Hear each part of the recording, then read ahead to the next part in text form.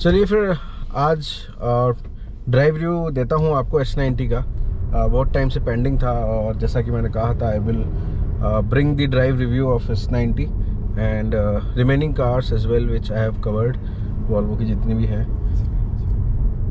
तो S90 का जो ड्राइव है इट इज़ वेरी लीनियर। कोई सडन जैसे आप ड्राइव करते हैं स्टार्टिंग में, अगर आप पुश नहीं करते पेडल हार्ड तो it will be very linear, और एक ज़बरदस्ती सडन रश नहीं फील होता है। इट्स एग्जीक्यूटिव सेडान, तो वैसा ही फील देती है। और इसमें कोई ड्राइविंग मोड्स आपको स्पेशली चूज़ करने की ज़रूरत नहीं है। आप जैसे ही थ्रॉटल बढ़ाते हैं, जैसे ही फ्लोर टच करते हैं पेडल का, तो उस टाइम वो रिएक्शन अपने आप आ जाता है, गाड़ी अपने आप रिस्पॉन्ड करती है। ये देखिए, वो हल्का सा पेडल लेते ही वो सडन रश आपको फिर फील होगा, लेकिन वैसे लीनियर एक्सीलरेट करेगी। Suspension is on softer side, it's not that rigid, comfortable है। और पीछे जैसा कि मैंने बताया कि इसमें एयर सस्पेंशन है, आगे डबल विशबोन है, तो जो बैलेंस है वो बहुत अच्छा है। और ब्रेकिंग इज़ रियली गुड।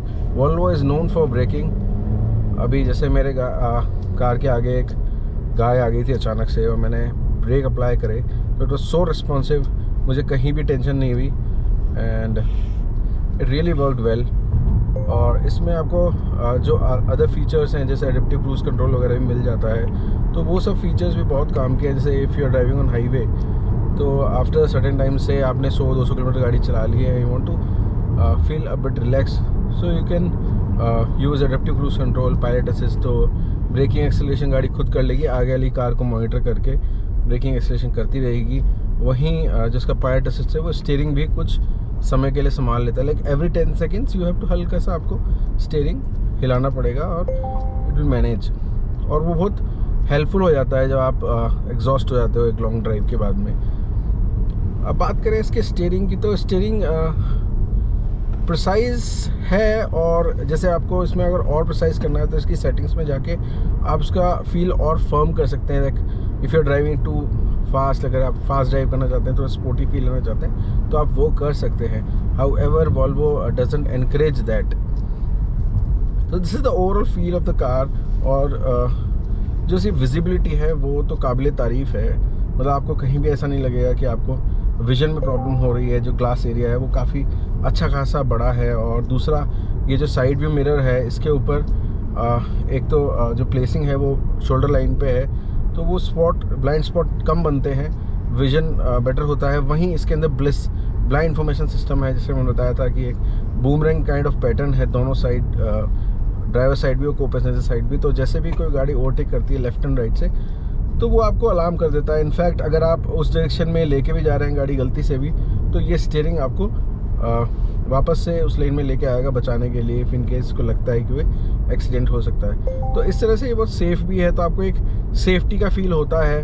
वहीं जैसे हायर स्पीड्स पे अगर आप गाड़ी चला रहे हैं और सामने अचानक जो गाड़ी आपके आगे चल रही है उसने ब्रेक लगा दी है, और रिलेटिव स्पीड जो है 35 किलोमीटर पर आवर से कम की है, और आप नहीं रिएक्ट कर पाते, तो कार विल टेक केयर और कार ब्रेक लगा देगी। वही बहुत सारे और भी सेफ्टी फीचर्स हैं, जैसे run of road protection, run of road mitigation, road से नीचे जाने से बचाती है गाड़ी, और अगर उसके नीचे चले भी गई तो उसमें भी काफ़ी कुछ प्रोटेक्शन एलिमेंट्स हैं। सीट बेल्ट टाइट हो जाते हैं, एयरबैग एक्टिव हो जाते हैं, तो वो सब सेफ्टी के चीज़ें भी है इसके अंदर।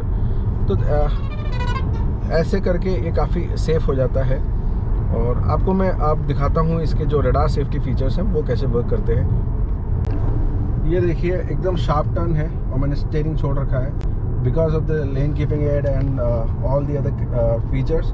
ये गाड़ी एकदम संभल के चल रही है और मुझे चिंता करने की कोई ज़रूरत नहीं है, बिल्कुल स्ट्रेट जा रही है और टर्न भी ले रही है। और जैसे मैंने बताया इसमें रन ऑफ रोड प्रोटेक्शन है, तो लेफ्ट हैंड साइड पे जो लाइन देखा होगा आपने हाईवे पे होती है, वो इसको नीचे नहीं भी जाने देगी गाड़ी को।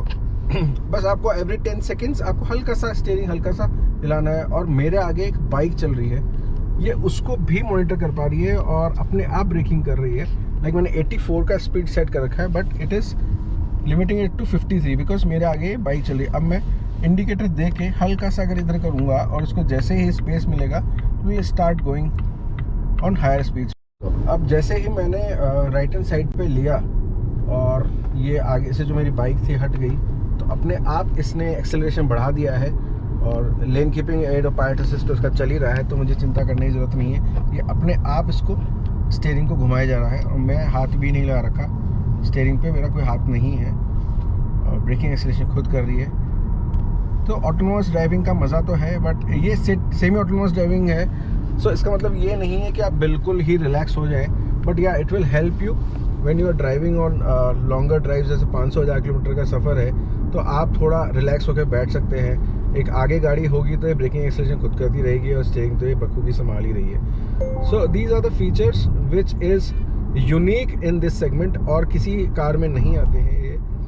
ये बहुत ही डायनामिक चीज़ है और इन फ्यूचर ये लेवल 4 आ जाएगा जब इनकी और फ्यूचरिस्टिक कार्स आएंगी। ये लेवल 2 ऑफ ऑटोनोमस ड्राइविंग है। अब देख सकते हैं मैं कितना आराम से बैठा हूँ उस कार में, मेरा हाथ भी नहीं है स्टीयरिंग पे, ब्रेकिंग एक्सेलरेशन में नहीं कर रहा, मैं चिलैक्स होकर बैठा हूँ। वैसे वॉल्वो एनकरेज नहीं करती है फास्ट स्पीड्स, बट आपको मैं दिखा दूँ इसका जो इंजन है बहुत रिस्पॉन्सिव है। इट्स लाइक, अब देखिए मैं जैसे पैडल लूँगा you can hear the sound, it goes like 3 digit like anything in a fraction of second, you can see।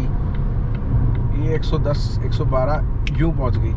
तो ऐसा नहीं है कि Volvo can't be driven fast, they can be, but then Volvo never encourages and never say to drive it fast, they make safer cars। और इसके अंदर जो highest speed है that is 180, उन्होंने उसको वहीं पे ही लिमिट कर रखा है। हालांकि ये 250 bhp की गाड़ी है और ये डेफिनेटली काफ़ी हाई स्पीड्स पे चल सकती है। तो फाइनल वर्डिक्ट ड्राइव का मैं ये दूंगा कि बहुत कंफर्टेबल है to drive and very linear acceleration, आपको कहीं झटका महसूस नहीं हुआ।